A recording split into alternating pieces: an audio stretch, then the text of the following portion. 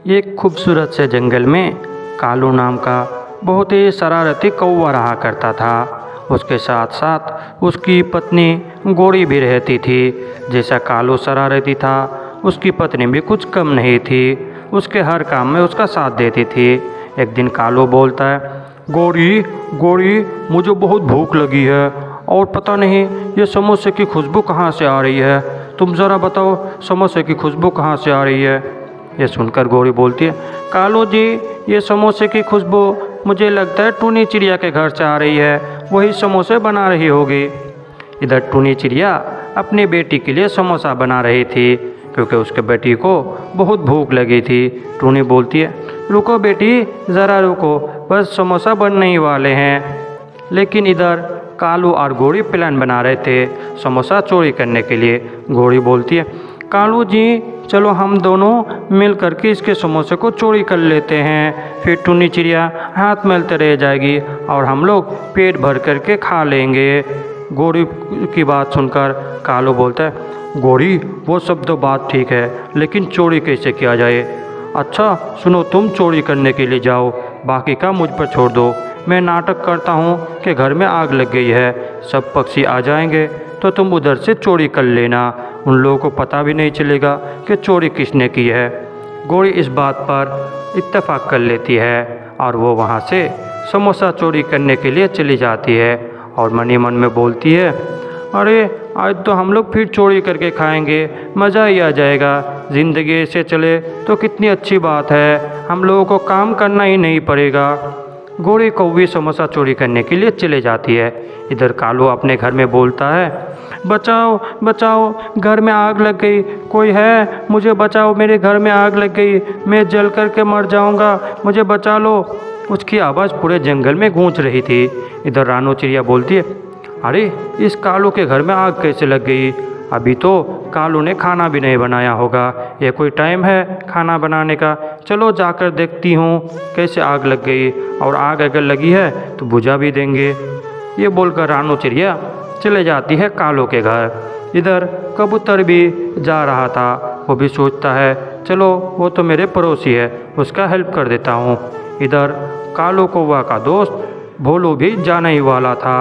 वो सोचता है, अरे कालू का घर में आग कैसे लग गया, अच्छा बाबा चल के देख के आता हूँ, ज़्यादा तो आग नहीं लगी। जैसे ही वो लोग जाकर वहाँ पहुँचते हैं, जाकर देखते हैं कि कालू तो मजाक कर रहा था। टूनी चिड़िया भी आई हुई थी। टूनी बोलती है, कालू कालू आग कहाँ लगी है, तुम तो अभी चिल्ला रहे थे आग लगी, लेकिन मुझे तो आग कहीं दिखाई नहीं दे रहा, बताओ तो आग कहाँ लगी है। मैंने तुम लोगों को बेवकूफ़ बनाया, मेरा नाम कालू है कालू, तुम लोग भूलो मत, तुम लोगों को बस मैंने बेवकूफ़ बनाया है। तुम लोग आए और तुम लोगों का टाइम बर्बाद हुआ, मुझे तो ये सब करके बहुत मज़ा आया। ये सब सुन करके बाकी परिंदे बहुत गुस्सा हो जाते हैं, लेकिन कालू हंसते जा रहा था। टूनी बोलती है, कालू देख लेना, दोबारा अगर बुलाओगे तो हम कभी नहीं आएंगे तुम्हारे घर, तुम हमेशा मस्ती करते रहते हो।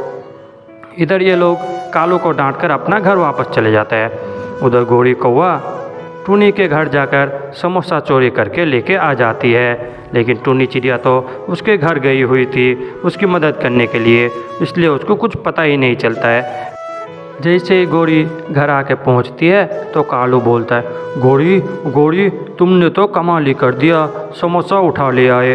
टूनी चिड़िया यहाँ आई थी मेरी मदद करने के लिए, मैं उन लोगों को बेवकूफ़ बनाया जान करके गुस्सा करके सब कोई घर चला गया, चलो अब हम लोग मज़े से समोसा खाते हैं। फिर गोरी कौवी और कालू कौवा दोनों समोसा खाने लगते हैं और आपस में बात करते हैं, अरे ये टूनी के स्वादिष्ट समोसे, आज तो मज़ा आ गया यार खाने में। गोरी बोलती है, कालू जी अच्छी बात है, चलो अब हम दोनों सो जाते हैं, फिर किसी परिंदे को बेवकूफ़ बनाएंगे, ऐसा ही करके हमें कभी काम नहीं करना पड़ेगा और हमारी ज़िंदगी आराम से गुजर जाएगी। ये सुनकर कालू भी बहुत खुश हो जाता है।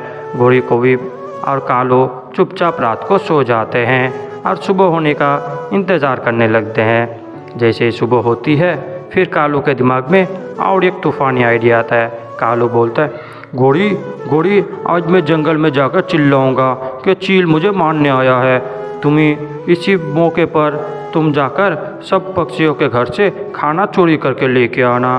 गौरी कौवी राजी हो जाती है। वो दोनों वहाँ से उड़कर जंगल में चले जाते हैं। कालू जैसे ही जंगल में पहुँचता है एक जगह पर जाकर बोलता है, अरे बचाओ, मुझे इस चील से बचाओ, ये मुझे नहीं तो मार देगा। कोई है, मेरी जान की रक्षा करो, मुझे बचाओ, नहीं तो ये चील मुझे मार देगा। कालू इसी तरीके से जंगल में चिल्ला रहा था। उसकी आवाज़ फिर रानू चिड़िया सुनती है और बोलती है, अरे इस कालू के बच्चों को क्या हो गया, फिर ये चिल्ला रहा है, कहीं मजाक तो नहीं कर रहा है। हाँ एक बात है, सच भी हो सकता है उसका बात। अच्छा चलो जाकर देख के आती हूँ, वो सच बोल रहा है या झूठ बोल रहा है। कबूतर और बाकी पक्षियाँ भी वहाँ जाने लगे थे, क्योंकि जंगल में सब पक्षी एक दूसरे की मदद किया करते थे। उसी तरह कालू का दोस्त भोलू भी बोलता है, अरे ये मेरा दोस्त बार बार परेशान करता है, कभी झूठ बोलता है कभी सच बोलता है, पता ही नहीं चलता है ये क्या करता है। इस तरीके से वो लोग भी कालू के पास जाकर पहुंच जाते हैं। टूनी चिड़िया भी आती है। टूनी चिड़िया बोलती है, कालू कालू तुमने फिर हमसे झूठ बोला, कहाँ है चील, तुम बार बार झूठ क्यों बोलते हो, हम लोग अपने घर के काम छोड़ कर के आते हैं। ये सुनकर कालू कौवा बोलता है, क्या मैंने तुम लोगों को आने बोला, मैं तो मजाक से चिल्ला रहा था, तुम लोग आ गए वो तुम्हारी मर्जी है, मैंने फिर तुम लोगों को बेवकूफ़ बनाया है, तुम लोग हो ही बेवकूफ़, मेरे जैसा चालाक बनो, बेवकूफ़ के बेवकूफ़ ही रहोगे तुम लोग।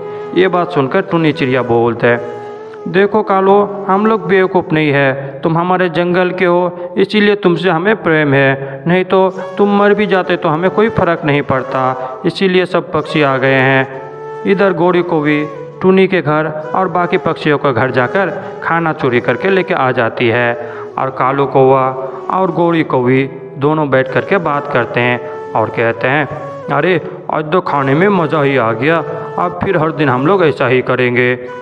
वो लोग ये बोल कर के रात को अपने घर सो जाते हैं। जैसे ही सुबह होती है फिर कालू और गौरी सोते रहते हैं। वो लोग अपने घर से नींद से उठते नहीं हैं, लेकिन इत्तेफाक से उन लोगों के घर में आहिस्ते आहिस्ते आग लगने वाली थी और आग बढ़ते बढ़ते बहुत ज़्यादा बढ़ गई थी।